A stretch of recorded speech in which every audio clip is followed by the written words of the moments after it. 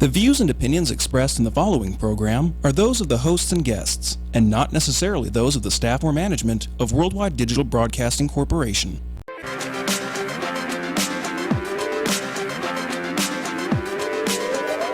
she's walking the red carpet or doing interviews, you'll find her with celebrities and all the latest news. She's here, she's there, she's everywhere, she's always on the go.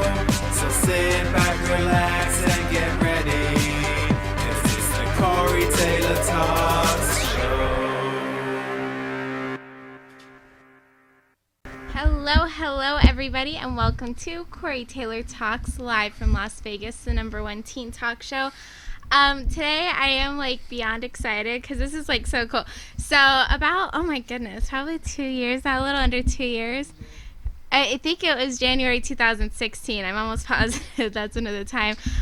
We had this amazing man on, but he was calling in all the way from Wisconsin and was really, really cool to do it. And now he came to Las Vegas and he called us back and was like, hey, I'm going to be in Vegas. And we're like, oh my gosh, can you please, we're begging him to be on the show. So we're so excited.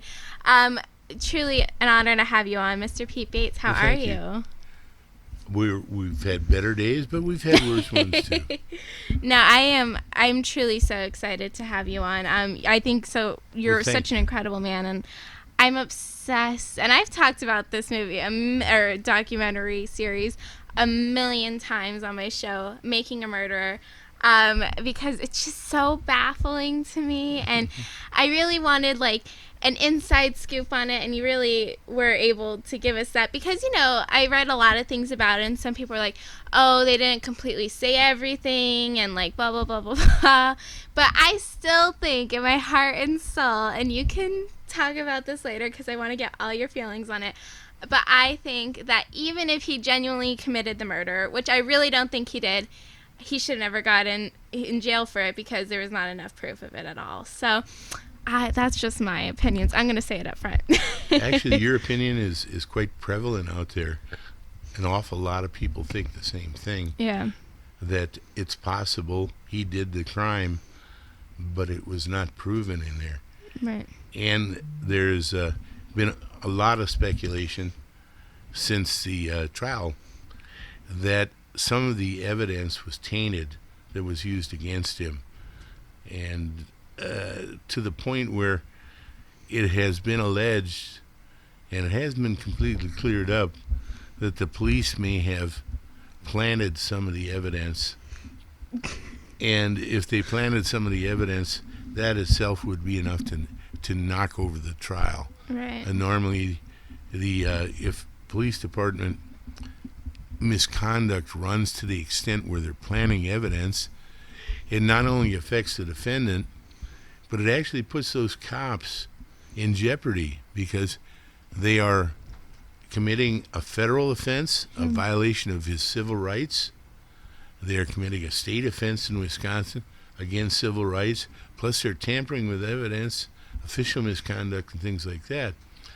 So those cops were literally looking at 20 years in jail, right, if it comes out that they planted the evidence. Which they did. So let's talk about your role in all of this. You were the investigator, correct? I was the defense investigator. Yes, the best part, the best kind, because the offense was something else. But for 26 years, I was a cop too. Right. And then I retired as a deputy sheriff in Illinois, and I grew up in Wisconsin, so I moved back. And having nothing to do there, I started doing some criminal investigations for the defense. Well, actually, I did some back in Illinois too, and particularly federal cases. We had a couple of capital cases down there, things like that. But then this case got dropped right in my lap, and I contacted Dean Strang, who was one of the attorneys. Dean Strang and Jerry Buting were the attorneys for Stephen Avery. And I said, hey, I'd like to help. Here are my credentials and things like that. And Dean called me back, and we met, he talked to Jerry, we met, and they decided, we need an investigator. So they put me on. But the difference between investigating from a defense end and the prosecution end is primarily assets and resources. Right. I was working on my own, did the best I could, and what a lot of people misunderstand about defense investigations, they came up to me and said, well, why didn't you, if you think somebody else did it, why didn't you just prove that they did it? Right. It's not as easy as it sounds, and it takes a lot of resources, and it takes a lot of money. We didn't have a big budget or anything like that. Okay.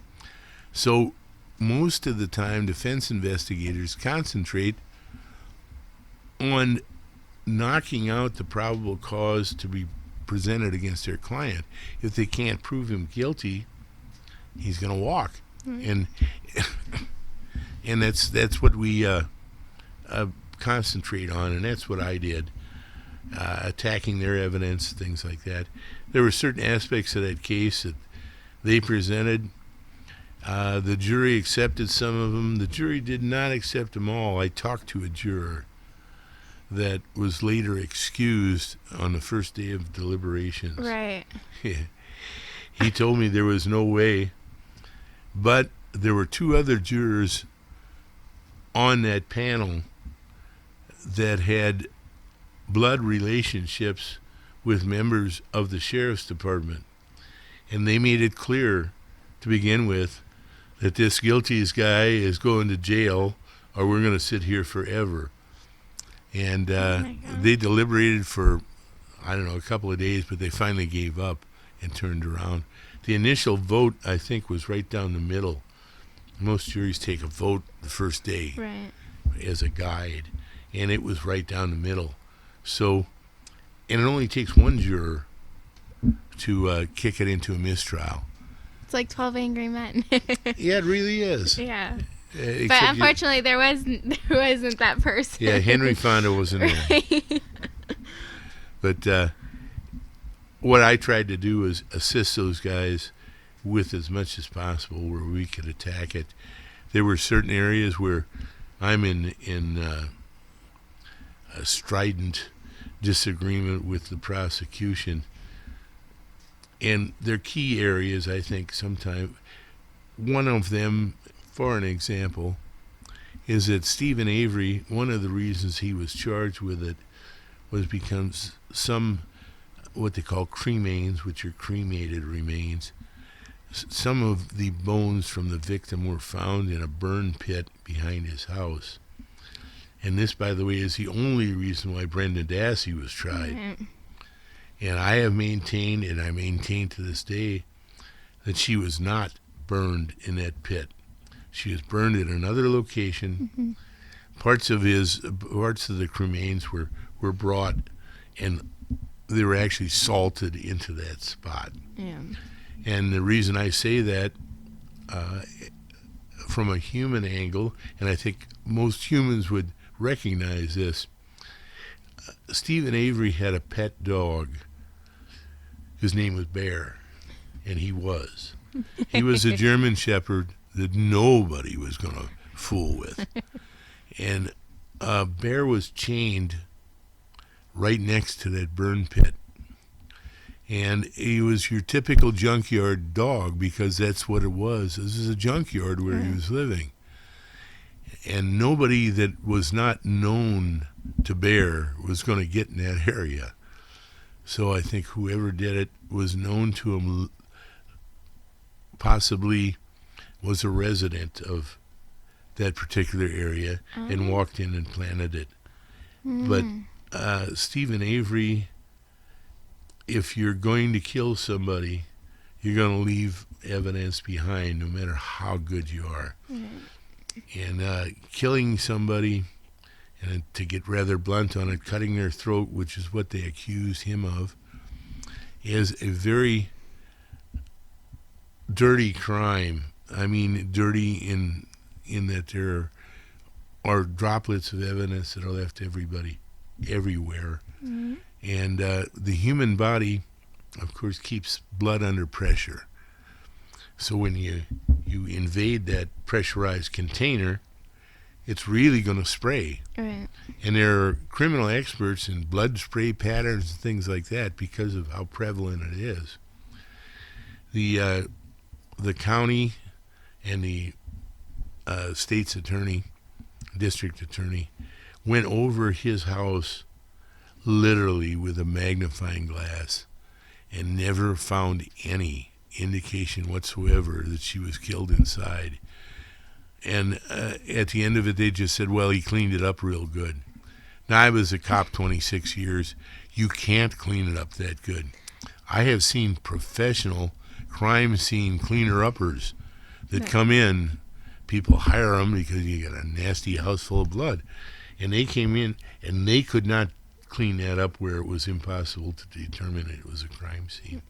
And no offense, it's not like he's this genius or anything like that either. Stephen is just basically your next door guy. Right.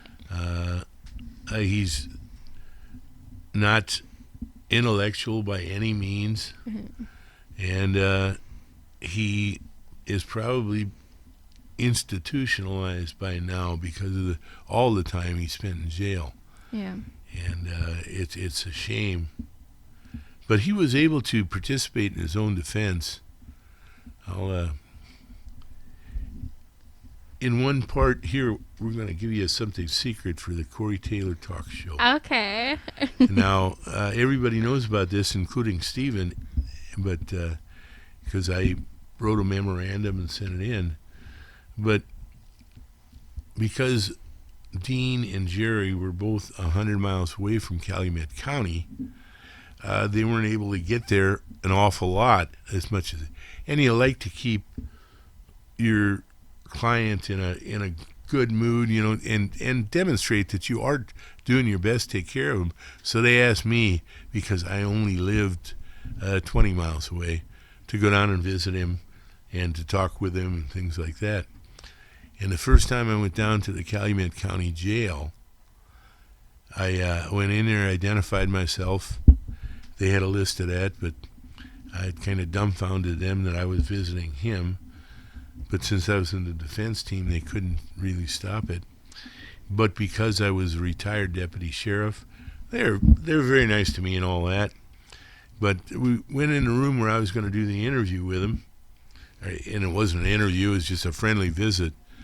And a deputy sheriff, one of the older ones who was on duty at the jail at that time, we had been talking about our respective careers for a while like you got things together. And he turned to me as I went in the room, and he said, just remember, everything you say in there is going to be recorded. And that is flat-ass illegal. Right. Excuse me. No, trust me, you're fine. We're on the internet. It's good. They can't, because I was part of the defense team, you know, they really shouldn't have access to what I say. Right. And this guy was trying to be a nice guy. I filed a memorandum with Dean and Jerry, and it was brought up.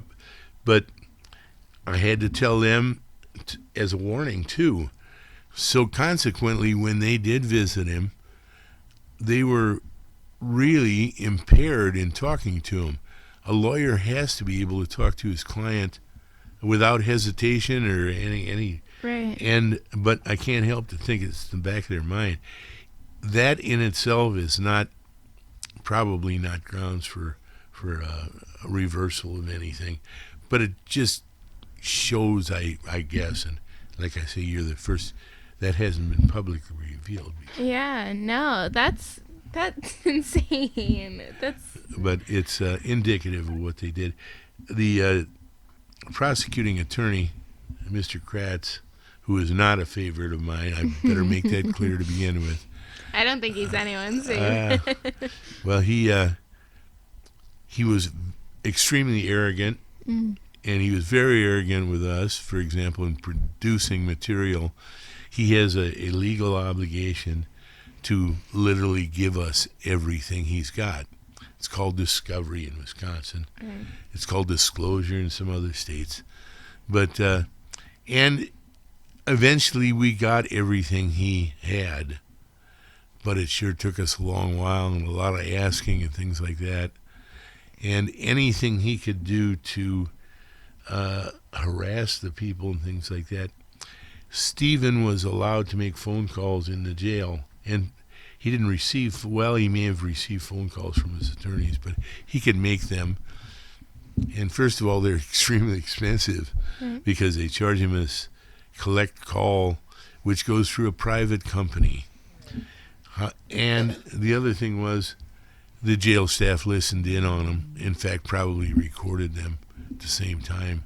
So whether he was talking to his girlfriend or talking to his attorney, they couldn't record, according to law, his attorney's conversations with an attorney. Whether they did that or not, I don't know, so I can't really say they did it, but I do know everything else was recorded. The detectives in Manitowoc County harassed his girlfriend, who he talked to on the phone. She was on probation for dope, I believe, something like that, but they use that as a baseball bat to beat her down. They're going to violate her probation, things like that. I bring it up because it was unnecessary. And if you can't make a case, you can't make a case. You don't go out of the normal and over the lines just because you're positive that a guy is guilty. And I sincerely believe the detectives investigating this case were convinced that Stephen Avery was guilty. Yeah. But and the command officers at the Manitowoc County Jail were convinced that he was guilty. So they adopted a course of conduct that would be whatever helps us helps the public. And you'll find this when people talk about corrupt cops, you'll find that a lot more prevalent than you will a cop taking a bribe for something. No, these are guys that feel they're doing the sacred work of the public. So they come in and if something's a little off, we'll put it in line here and things like that. Right. And I just a personal opinion, I feel that's what happened in this case on certain parts of evidence that were introduced. Now, I love cops myself, and I'm a bit, but just like in every single profession, just like human beings in general, there's good ones and there's bad ones, and there's ones that, like you said, who really think they might be doing the right thing and genuinely believe what they're doing, but it doesn't make it okay, and they are corrupt. And unfortunately, I do think that ruins it for all law enforcement, unfortunately. It makes it much more difficult for them. And it's getting better because, first of all, you're getting a better educated, better qualified set of individuals wanting to become cops. Right. And they take their ethics very seriously. Back when I started, back in the Middle Ages, the cops were expected to go out and patrol and to stop crime and things like that. And if the action called for was of questionable ethics, no, you were expected to err on the part of putting the guy away because he was a danger. Right. And you'll find that this still exists with cops. Well, I did the community a service because if he wasn't a guy that killed Joe, he'd kill somebody else next week. And you can't use that. It's you can't do that. No, and I think also the fact that he was unfairly arrested and then released too, and then trying to seek money as a normal human being would, I think that was a big factor in it as well. I think you hit it right on the head.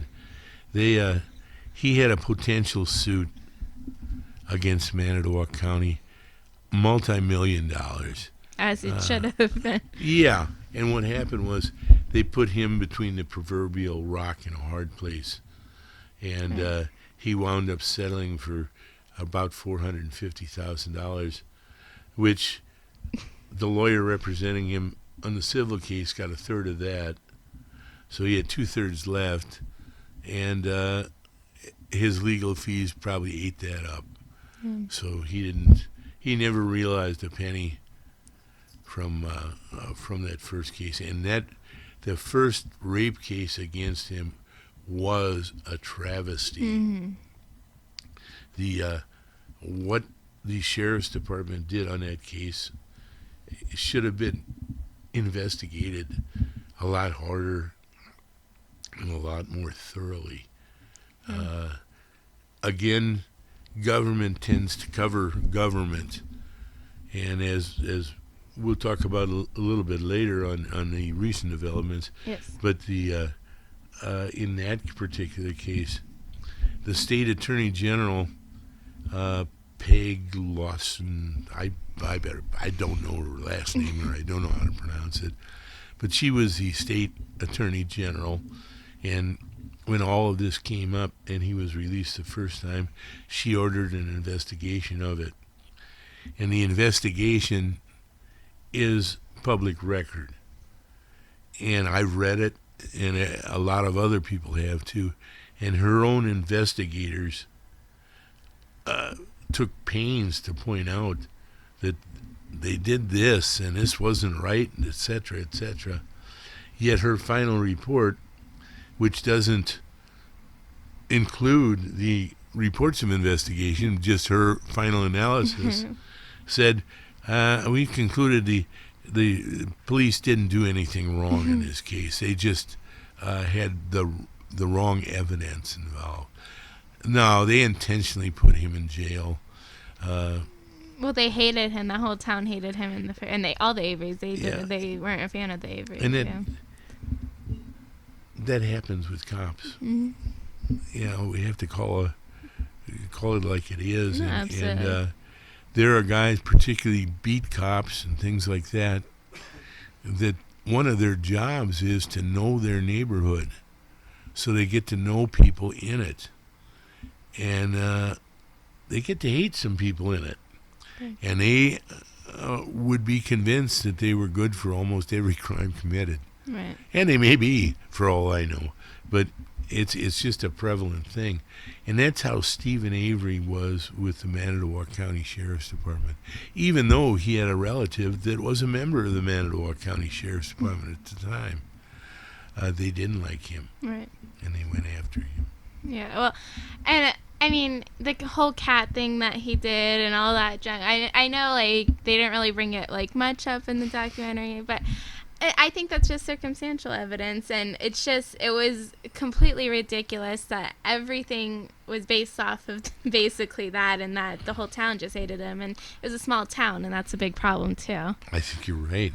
The cat, torturing the cat, I pride myself a great deal on being an animal lover. Right. I've got a dog that's been with me for 13 years. Oh, that's awesome. And we're, it's my buddy. He's probably closer to me than a kid would be if I had a kid. So any cruelty to animals at all just enrages me. Absolutely. And I didn't like what he did, just plain and simple. If he did do that to the cat, and he probably did. Right. Yeah.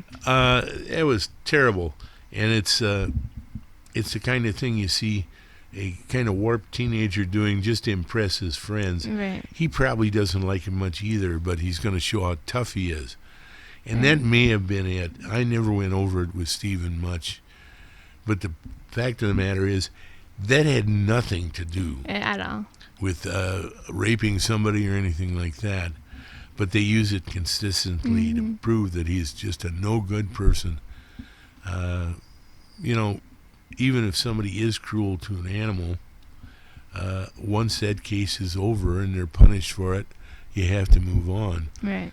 But they weren't going to let him move on. No.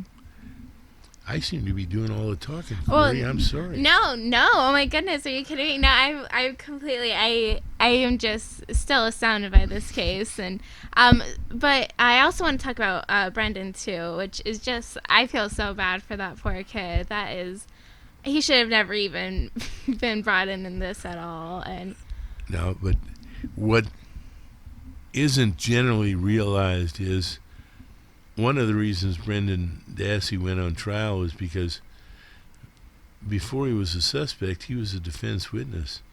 He was a key defense witness because the biggest part of Mr. Kratz's case was that Stephen Avery burned the victim behind his house in a bonfire, which, as I told you before, I don't think happened. I really don't think it happened. I don't either. But Brendan was a participant in a bonfire that he held back there on the night that the victim disappeared. So to make the case, if you were going to say, hey, I'm positive he burned her in a bonfire and he did it on such and such a night, and you have a person that was a witness at that bonfire, now he's either a co-conspirator or your case is going to fall flat on its face. Right. So this is one of the key reasons he was charged. The trial that Brendan Dassey had was a travesty. Yeah. It was terrible. Yeah. When we first learned that they were charging him and going to bring him to trial after Stephen was done, we went over everything there to see how it affected our case. So I had a chance to go over these so-called confessions. Yeah. And I went through all the transcripts, all the recordings and stuff, and I laughed. I said, what the hell are they trying this guy for? He's going to walk. These confessions are ridiculous. Yeah. And they convicted him on it. Yeah. Well, he appealed it. Of course, it took 10 years to get down the line. But he appealed it, and finally a federal judge in Milwaukee, a federal judge magistrate, did an outstanding review of it. His opinion, normally federal judges' opinions run 5 or 6 pages. His ran 95 pages. Wow. And he said that it's so obvious to him that these confessions were coerced from the guy that he had to reverse on it, so he reversed. Well, the state of Wisconsin appealed that. So it went to the 12th, I believe it's 12th Circuit out of Chicago. And there was a 3-judge panel that looked at it, which is the normal state of affairs. They voted 2-1 to uphold the reversal by the federal magistrate. The state of Wisconsin has now appealed it to what they call an en-banc hearing by the appellate circuit, which I think is 12 judges. Wow. And they're going to hear it probably within 6 months, or maybe they already have. They'll render an opinion. I think what you're going to find is that no matter who wins with that en-banc opinion, the case is going to end up in front of the Supreme Court. Yeah. Now, they may not hear it. It's so obvious there, they may just on its face. However, the state of Wisconsin will spare no money to prove that they were right to begin with. Yeah. And the state attorney general has pledged to follow this all the way down. Now, he's a jerk. He really is. The best example I can give, and I have no political leanings myself, but he's a Republican, and the Republicans control Wisconsin. Now, a federal judge ruled that they violated federal law in their redistricting because it gerrymanders like a road through a Sherwood forest. It's just, it even circles certain houses. You know, this house has 5 Republicans in it, but the next house has 6 Democrats. So put the line in between them. Oh, my gosh. And anyway, it's so obvious. The federal judge ruled on it. I believe an appellate panel ruled the same thing, saying no, redistrict, get it within things. The state attorney general, in his infinite wisdom, publicly stated, we're going to the Supreme Court. And to show what an idiot he is, he hired 3 or 4 of the best lawyers available for the Supreme Court to argue this. Now, those guys don't get $25 an hour. Right. They estimate the cost is going to be between $2 and $4 million for the state to appeal this. And he not only got expensive lawyers, but he didn't put an end cap on it. He told them, charge whatever you want to, you're worth it, and the taxpayers are going to pay it. Now, all this because he's got to preserve what they conceive as the way they can run politics in the state. He did the same thing with the Stephen Avery matter and Brendan Dassey. Yeah. It's a shame. No, that's absolutely insane. But we're actually going to take a... Oh, we have a call. We have a... No, I have a question. Oh, never mind. Sorry, guys. I just want to butt in on this, Corey. Yes. I'm sorry. No. If I'm not mistaken, doesn't Wisconsin have a serious budget deficit at this point? Aren't they in some financial trouble? Yeah, and to be spending this kind of money just to prove that they know they're wrong, and they're spending more money, put themselves more in debt. Oh, yeah. Yeah, they do that. They've got serious problems all over. What they're trying to do is Wisconsin had traditionally been the home of the working man and things like that. Well, they're doing their best to bust unions, and this is state government. They did bust most of the unions that represent state workers, like the highway workers, etc. But they had the endorsement from the police union and most fire department unions. So by specific statute, they can unionize. But if you're out there cleaning up the highways, you can't belong to a union anymore. Well, you could belong to it, but since they don't recognize the unions, people go, why should I pay dues? And the state government is really, I feel, really hurting the state. But then again, that's just my opinion.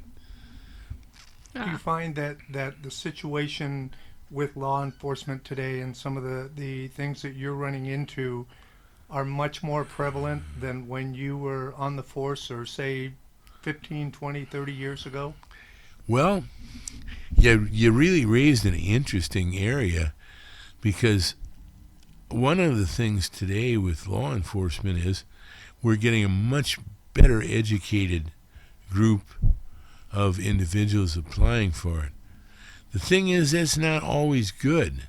Mm-hmm.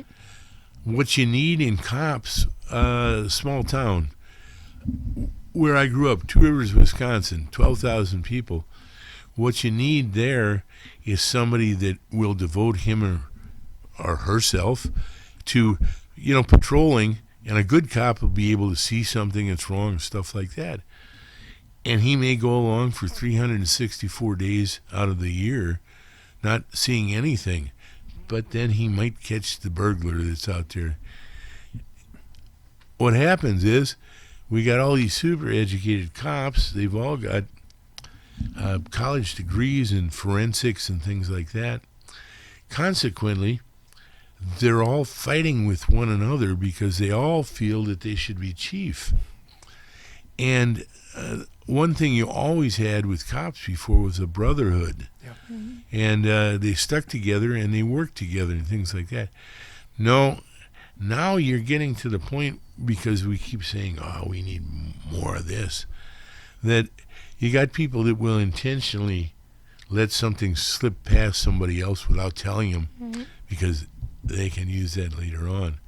So they really need to go back to law enforcement and say, hey, these are basic duties and things like that. A little more compassion. Yeah, really. And I hate to say it, there's a lot of good there, but the DUI enforcement, not just in my state but in other states, I think it needs to be enforced. But then again, these cops are now trained where that is the blue ribbon of making an arrest is a DUI. And what happens is they stretch it. They stretch it to the point where, .08 is drunk. Okay, if they catch a guy and he blows a .082, he's drunk. And it's going to cost a lot of money and a lot of shame for the guy and things like that. And it wasn't always necessary. Look at the guy's actions first. Now, the defense is, hey, he could have killed somebody. Well, there's a lot of people who could have killed somebody if they took action against them, and take them off the streets.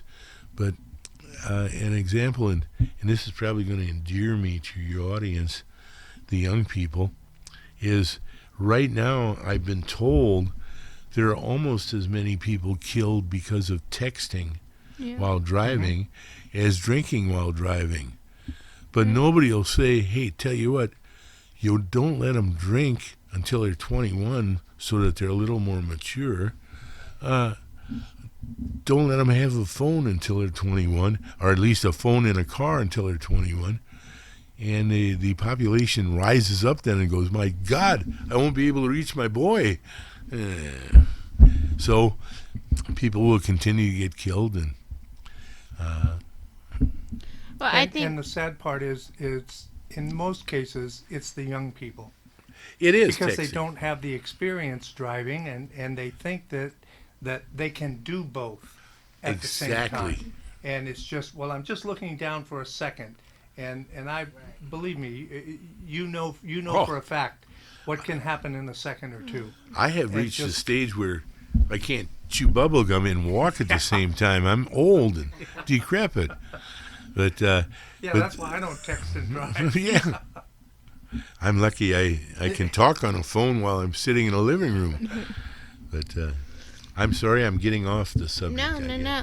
And but I think that's a good point. But I do feel that at least here in Vegas, they're really trying to crack down on the texting and driving too. Oh, I'm sure they are. Yeah. But how do you catch them? It's hard. But they're trying at least, and I think that's the most you can do, unfortunately. See, you could mandate, for example, the car manufacturers to put a cage inside a car. What do they call it? It's a well, no. There's a term for an electrical cage that, and I can't remember the name of it. But then again, I'm old. Anyway, they could have that built into cars where you couldn't use it. Right. So it blocks the signal. Right. So that you can't get in or out.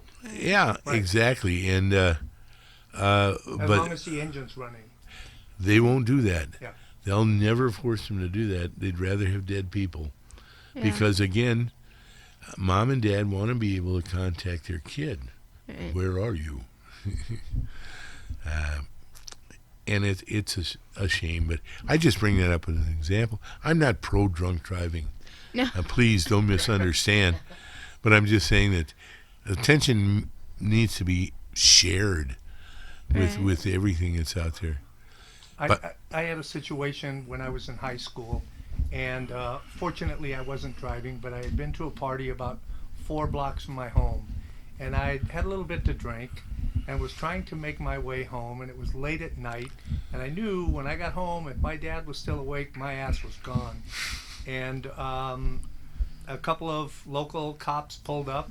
This was in LA, and said, "Hey, kid, where you going?" I said, "Going home." He goes, "Have you been drinking?" I said, "Yes, sir." And he said, "You better get your ass home, and I hope your dad beats your ass, because if I see you out here on the street, I'm going to beat your ass." I think... But, I did, and I went right home, but that gave me some respect. He could have hauled my ass. Oh, yeah. And today he would have, probably. Oh, yeah. So because of the pressure on the cops. That's exactly right. Yeah, it's like, well, I'm bored. Take this kid in. Yeah. So, anyway, sorry. No, don't. You hit the nail right on the head with that one. And there's probably deeper causes too. The small town where I grew up, Two Rivers, Wisconsin, it really is a very nice little town. But when I grew up in the 60s, it's the 1960s, they had what they called youth center then, which is they had a county building, for recreation. And every Friday night, they would hire a local rock band to come in and play, and there'd be a dance. And it was great. And he also sponsored other stuff, like it was right on Lake Michigan, so they had outdoor concerts going, and the kids loved them. I did. It was great in high school. About 10 years after I left town, and the way it was explained to me is the city council looked at it and suddenly concluded that senior citizens vote. 17-year-olds can't vote. Right. So who are they going to spend the money on? Right. So consequently, the budget was shifted around and increased for example, senior citizens and other activities. The dances are gone now. And I kid about Two Rivers, Wisconsin now, when they graduate from high school, they hand them a diploma in the right hand and a bus ticket in Milwaukee in the left, because all the kids leave town because they got to find something else. Yeah. And I think it really, if government would take a greater interest in these kids and provide for them a little bit more, I think you'd have a lot less drunk driving and texting and stuff like that. In Palm Springs, California, when Sonny Bono was the mayor, they used to have a lot of problems with the young people during spring break. And so Sonny was the mayor at the time, and he said, look, why don't we just plan some events for these kids? They bring a lot of money in, and if we plan for it, we can control the situation, and we won't have the vandalism, we won't have the problems, these kids getting drunk and jumping in pools and stuff like that. And that's what they did. The city started creating events during the spring break, and it was successful as hell. Right. And the kids all had a good time. They had almost no problems at all, and it was just a matter of thinking differently. Yeah, exactly. And it was a good thing he did, because it was starting to get out of hand. You couldn't go down Palm Canyon Drive during spring break, So No, absolutely. Yes. kids are important, is all I'm saying. Yes, they are. I agree. That's it. Because they grew up to be old guys like us. Yeah, dinosaurs. No, and there does need to be more attention on teenagers and stuff, because they are the future, and I don't think people really do understand that and see that for some reason. But I think if they could, just a wild idea, but if they would start taking care of the high school crowd and the teenage crowd like they handle the student body at a college. There's a lot of stuff for them to do and things like that. Is that my paycheck? I would. But if they tried that, I think they could probably establish a much better rapport with the kids. Right. But then I'm a dinosaur. No, you're not at all. But we actually only have 10 minutes left, so I do want to get into a little bit more of the Making a Murderer. So now there's new updates, correct? Well, there's updates. I can't go into a lot of detail. Right. Ms. Zellner, his attorney, Stephen's attorney, called me a few weeks ago, and we talked over things, and I hope I was of some assistance to her. But I'm not going to go into details on that for the obvious reason. She should release anything she wants to. But other than that, I keep up with the Brendan Dassey trial, same way you do, newspapers and TV and things like that. But I think what's going to happen, as I said before, is no matter what the appellate circuit rules, it's going to wind up at the Supreme Court. Yeah. On Stephen's case, they're way back at the bottom level. Right. That's what Ms. Zellner is looking for, a new trial for him. And but she should get one. Well, it's a start. I don't think anybody would ever try him again if it were ordered, but oh my God, that'd be a mess. Yeah. Well, if Brendan does get off, which he should, because that poor kid had literally done nothing, and it was just horrible what they did to him. But that would be a big win, too, and possibly getting him a retrial as well, Avery. I would guess, and I emphasize it's a guess, but if Brendan Dassey walks out of there that the civil suit by him against the county will probably be no less than $5 million as the bottom line that he gets. Now, in Stephen's case, if he would win everything and get released and brought suit back because of the first 18 years that he spent because of intentional stuff, and then all this crap, that the sky is the limit on it. Mm-hmm. Now, those judgments are not covered, as far as I know, by insurance.